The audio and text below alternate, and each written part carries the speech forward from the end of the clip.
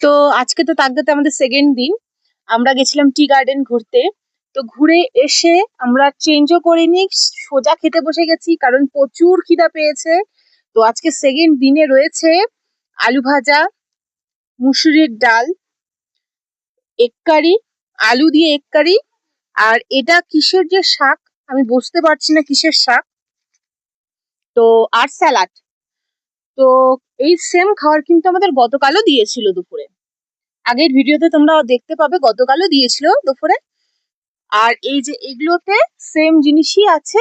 এটাতে ভাত আছে, এটাতে ডাল আছে, এটাতে এগ কারি আছে। তো এবার তাতেই খাওয়া যাক, দেখি কিরকম টেস্ট। কালকের মতোই সেম টেস্ট নাকি কিছু ডিফারেন্ট আছে।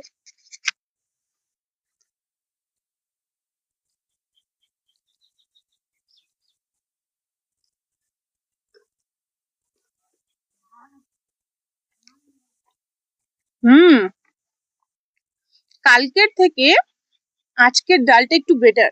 কালকের ডালটা খুব একটা ভালো লাগছিল না, আজকের ডালটা খুব সুন্দর লাগছে।